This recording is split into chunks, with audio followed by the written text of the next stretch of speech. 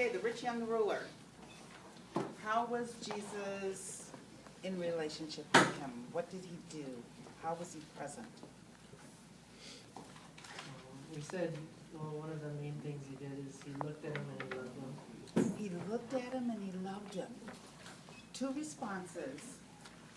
One with the skill of attending. He looked at him. And then he loved him, the skill of compassion. There was a deep sense of when he looked at someone, they felt cared for, you know, and he really loved him. Okay, what else did you see? Did you see anything else in there? Instead of straightforward answers, he asked questions. Okay, there we go again. These concrete questions that we asked. Were they vague questions? Kind of, sort of. I mean, it definitely made him think. Yeah, they made him think. They made him look inside and give real answers. Mm-hmm. So they were based on concrete things he could answer, you know? And so he didn't play around with them. He asked him very concrete questions. He attended to him and he had compassion. And did you see anything else? You guys did the same one, didn't you? Mm-hmm. Anything else you saw? He helps him unpack kind of what he's seeking after, but in a more roundabout way. So the guy comes in asking the question of what do I need to do to fix my problem, and he's kind of like, well, this isn't a fixed problem. This is a lifestyle change. So he helps him. It's not a fixed problem. So a fixed problem is. Fixed problem would be like, I need a soda, so I go get a soda kind of thing. Like I need caffeine, so I go get some coffee. Well, this guy's thinking of eternal life in that same realm where I want eternal life, so I need to go get it because that's how I've attained all of my other possessions I have.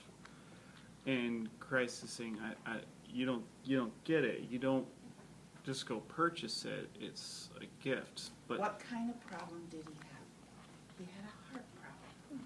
mm-hmm. So Jesus had to bring him down to look at his heart. And when he got there, what did the rich young ruler want to do? Just walk away.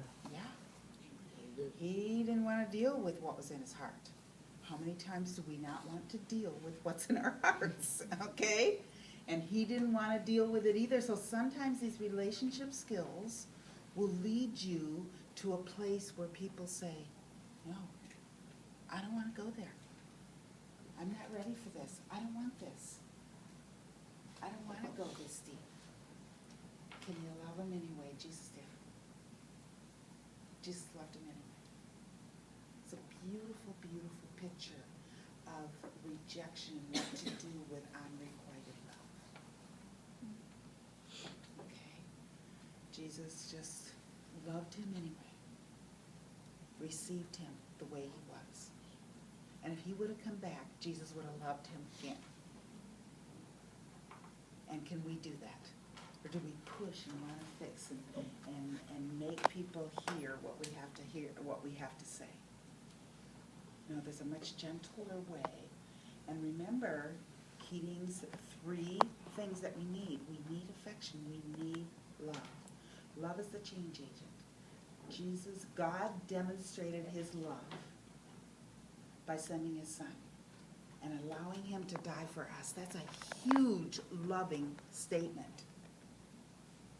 A loving gift. That is the way we are to draw people, through our love for them. So you have to first find the love in your heart before you try to give them what you need to give them. Okay, let's take the 2 tables over here. What passage did you do? Matthew 15, 21 to 28. Okay, and that was with the Canaanite woman. How did Jesus deal with the Canaanite woman? Filled with her and compassion, he it almost seemed like he tested her faith, being like, I'm not just going to give this to anyone. And she said, no, I really want it. I'm not just asking for it, but I have faith and I want it.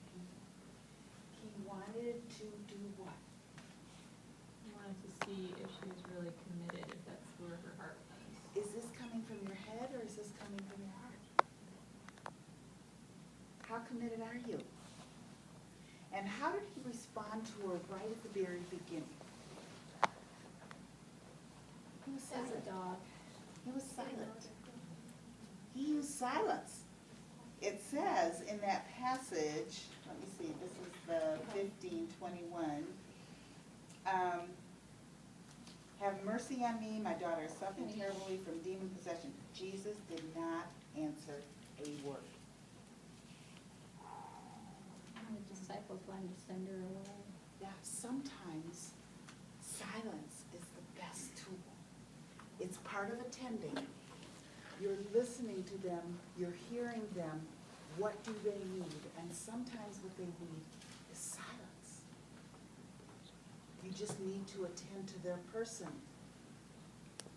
and let them show you their heart. So don't be afraid of silence in relationship. It's a very important tool, and Jesus used it to bring her to the place where she was really demonstrating her great faith in what she really desired. Other things that you saw. He was not swayed by what the disciples said. Yeah, he was not swayed by others. He saw their hearts, he saw her heart, and he was not going to be swayed by, she's just annoying. That's kind of what the disciples say. She was an annoyance to them. And oftentimes, think about the people who never get spoken to, who never have a person from which to receive God's love. See, with relationship skills, you know if a person looks like they have a need and they are in your group, you go to them, draw them out, find their heart. Don't ignore the most annoying. The most annoying might have the greatest faith. That's what Jesus found. Isn't that amazing? Yeah. Shows us our hearts too, doesn't it? We like people who act a certain way. And hopefully, as you learn relationship skills, you'll begin to see that once you find a person's heart, the annoyance that you had with them kind of dissipates, goes away, kind of separates itself from them. Anything else you saw with that one? Yeah, he was real to her in that because it was not yet time for the Gentiles. And he was real to her to let her know it is not good to take the children's bread and throw it to the dogs. But she didn't care. She said, yes, Lord, but even the dogs need crumbs.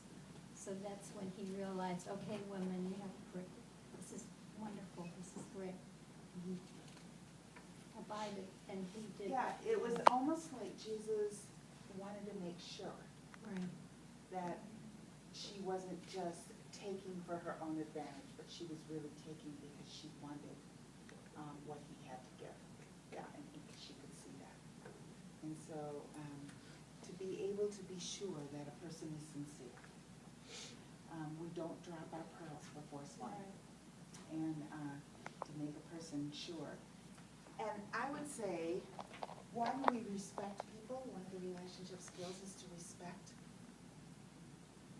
What does it mean to respect? We respect people because they're created in the image of God. And we know that image is in their heart. Now, it may never have been awakened. They may have never been loved. But we need to respect them because they are God's creation in his image. That's why we respect people, and we respect all people.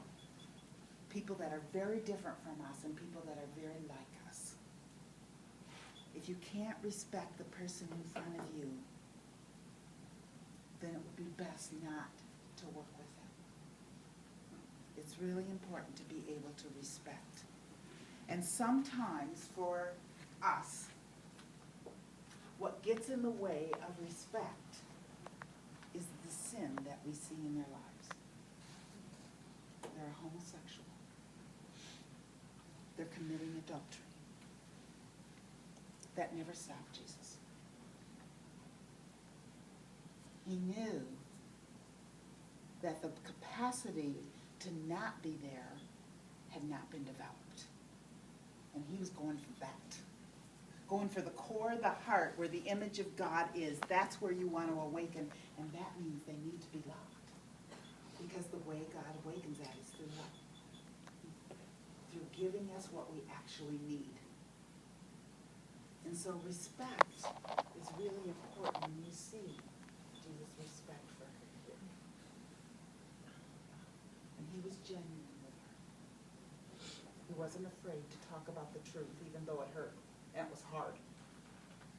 He wasn't afraid to talk about it. Yeah. I think that, it feels like to me that the way he related to her, like, brought out a deeper need when he talks about her worshiping him. And I don't know exactly how that came about, but it just seemed like that exposed a deeper need. Our deeper needs and sin and truth, whatever is at the core of our hearts, that is exactly what will come up when we respect, we attend to them, and we have compassion. And we love them. Then we're going to get to those things. And I think she felt that in the presence of Jesus, so she wasn't afraid. You know, are people afraid of you? Or are they a little, they're definitely afraid of their own hearts. We all are. We don't want our hearts revealed. We're hiding some things. We're covering it up. We're not dealing with it.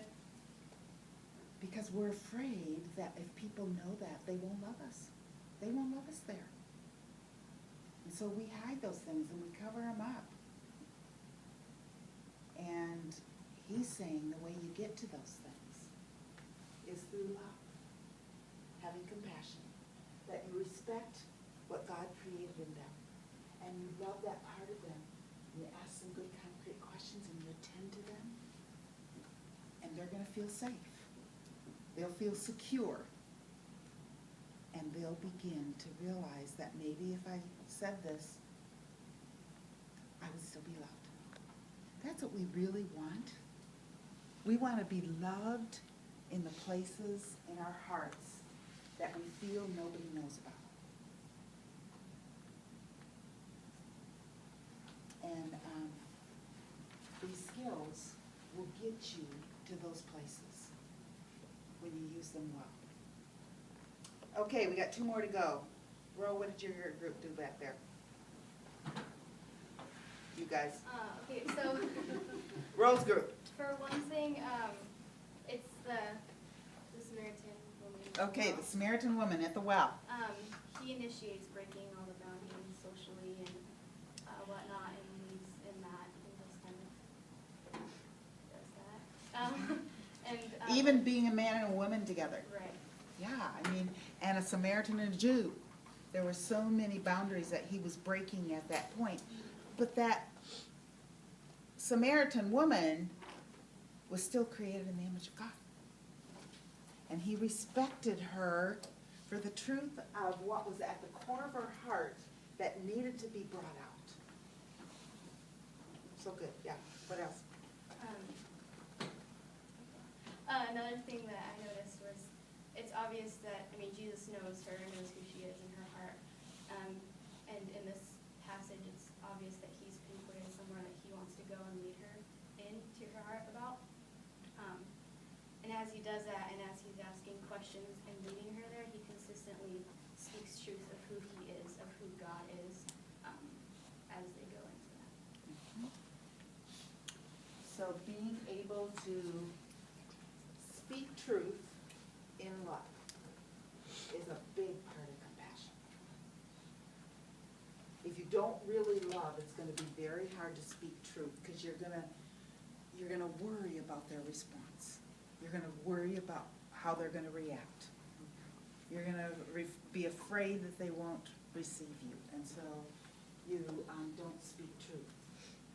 But Jesus didn't do that with the Samaritan woman. He spoke truth in love. And he was pretty confrontive, wasn't he? Yeah, amazingly so. Much more so than what many people in our churches dare be. And maybe that's why so much sin abounds. Because we are afraid to speak truth in love. We haven't learned how to do that.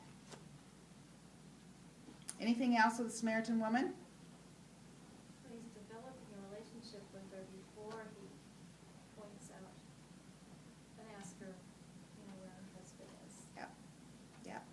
He's building on this relationship between the two of them. He was using the questions and the attending and paying attention to her need and what she wanted and who she was and where she came from. He was paying attention to those things.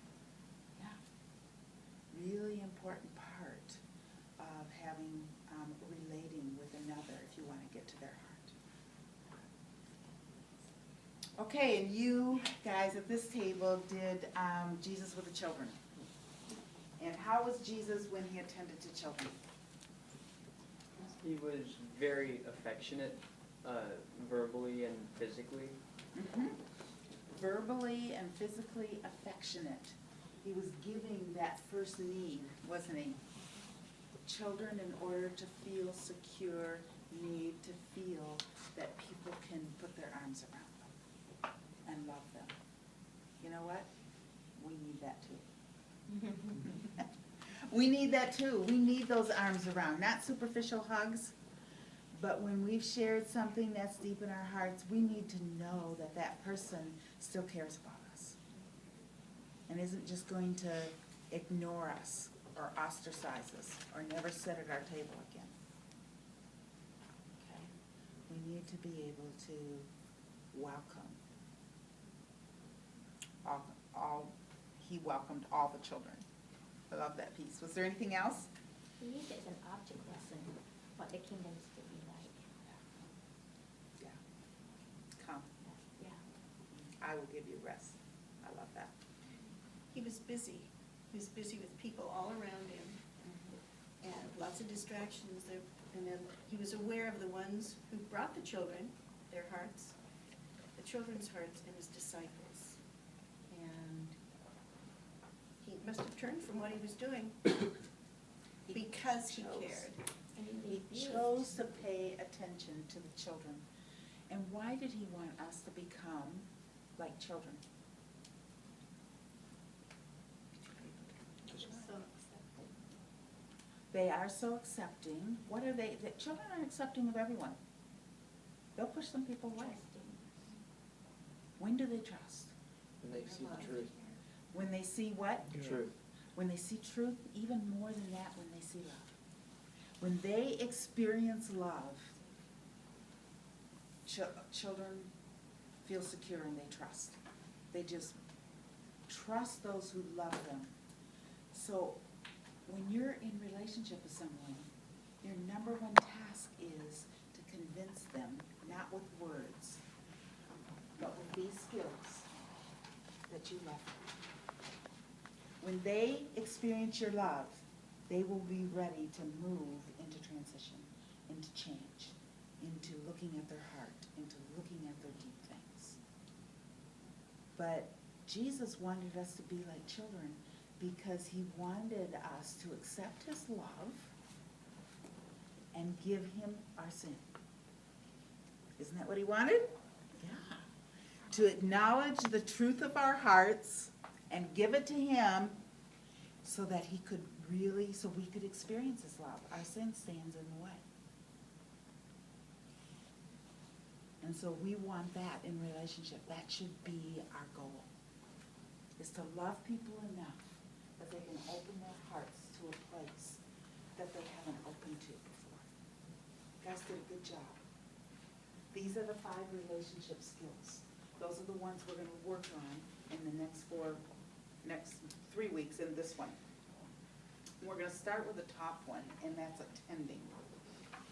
But before I go to attending, I want to talk just a couple of minutes about what relationships, these 5 skills, what they actually do in relationship, what they actually accomplish, okay? There are 6 things that these skills accomplish. And the first thing is they help you establish rapport with the person. It is the number one easiest, quickest way to establish rapport is to use these skills. And I say this just to show you that this is true. I had a student in my class probably 18 years ago now. And you know, he was in my class, and I was teaching these things, I was teaching these skills at that time in the pastoral care and counseling program at that point. And he said that, well, he came back, he called me on the phone 15 years later, after I had, and I didn't even know, couldn't hardly remember who he was. And he said, you probably don't even remember me, but I wanna see you. And I said, okay. I said, I'm up at Hilltop. He says, I'm in town. He says, I'm up. I said, well, I'm up at Hilltop. He says, I'll drive up there to see you. And I thought, wow, he really wants to see me, what this is about, you know. And so he came up, and he came in our little fifth wheel that we have up there. And I invited him in, and he sat down, and he said, I came here to bless you. And I said, bless me? You know, I never had a student do this before, especially not 15 years after I had him. And he came in and he said, do you remember that class you taught on relationship skills? And I said, yeah. He said, well, you told me in class to see you after class one day, which I didn't remember. And he said, I thought sure you were going to tell me that I just sucked at this. That you know, that he just couldn't do it. And he said, you told me that I had the gift of relationship skills and that he should really train for something in which he would use those skills. And he said, I took that really seriously. And he said, so I, really practiced hard and did all that. Well, make a long story short, God took him into the corporate world and into his own business and all of that. And he was now a millionaire. And he said, every dollar I have earned has come from those skills. He says, I use them every day with every person I meet. And he said, God has just blessed that. And so these, and it was just, he was just an interesting, he said they were just, there's probably 3 people that have really influenced me to get to this place. And he said those skills were one of those. And he said, I just wanted to come back and tell you that. And he's not a counselor, he's not a therapist, he's not a spiritual director. He is right now what he does is he raises money for nonprofits and big money for nonprofits. And God has just blessed him, with an ability to raise money. And the reason he raises it so easily is because he uses these. So I say this to you, this can work in all areas of life, not just as being a group leader or a spiritual director. These relationships really do build rapport. What they do is they reduce anxiety. Okay, the second thing that these relationship skills is they reduce anxiety. When you feel someone really paying attention to you, giving you the gift of presence, your anxiety goes down. When your anxiety goes down, peace comes up, and you're more comfortable with yourself, and you begin to share things you wouldn't normally share. So, and then when the anxiety goes down, the third thing they do is they increase your self-confidence. They increase your self-confidence. They feel like, well, maybe I can do this. Maybe I could say that. Maybe I could unload this or that, or talk about something. One of the things when we had counseling centers in 5 different churches, when I was working on developing counseling centers, so it's 20 years ago, in churches. And I primarily had trained the directors in each one of the counseling centers, and so, but they weren't trained yet to do the intake and match person to client, you know, to match, make that match. And so I was doing all the intakes. And because these skills had become such a part of me, I was a terrible intake person. Because I built what, I got done with 1 hour with a person and they didn't want to go to anyone else. And what I was doing an intake so that they would go to somebody else. And I would say, well, I think this person can really help you. Well, I want to see you. Because these skills inside of 50 minutes can just take you right to the core of the heart. And I had to learn to not use these skills so much when I did intake. And I trained some other people to do them because I had a hard time not using the relationship kind of things. So these things really do increase a person's self-confidence to share their heart. The 4th thing, they help the person to explore their values. When you are using compassion and concrete questions, they begin to look at, what is it that I really value? It's very much like Jesus with the rich young ruler, when he was asking him to look at his values, and he didn't want to give them up. But now at least he knew where his heart was. His heart was in his riches.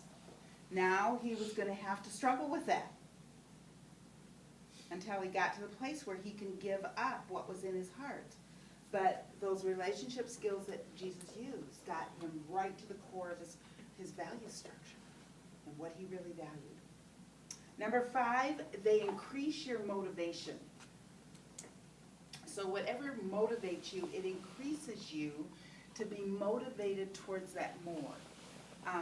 If we take Isaiah 61, hopefully we're motivating them towards righteousness, towards love. So whenever you love, another thing I teach is attachment, learning how to trust. And trust has 2 parts. You have to have the experience of being attached to somebody, and you have to have the experience of being separate from somebody. And what actually motivates you when you are a small child, and even later when you attach to somebody, is the attachment itself. The attachment, the love that's going on in the relationship actually motivates you to step out and take risks on your own. And so when you offer compassion and love and be genuine and respect them and respect that image of God, it's going to motivate them to step out and risk in a place where maybe they would never risk any other time. But they feel that love from you, and suddenly they're able to risk. And sometimes the risk is just letting the grief come out, letting the tears flow. We don't know what we're motivating them towards. We just need to love them right where they are.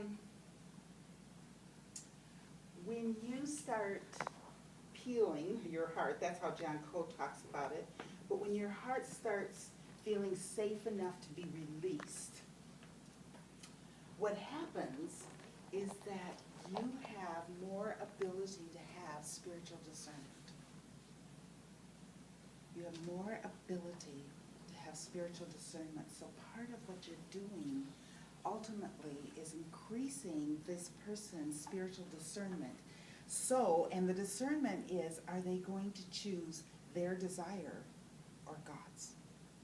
So what you're doing is building their oak of righteousness, like Isaiah 61 says. Whether you're releasing the tears, whether you're comforting the brokenhearted, whether you're breaking the chains that bind them in their heart, whatever you're doing, when you use this relationship skills, you're getting them to the place where they can start to make choices between what God would have for them and what they so desire.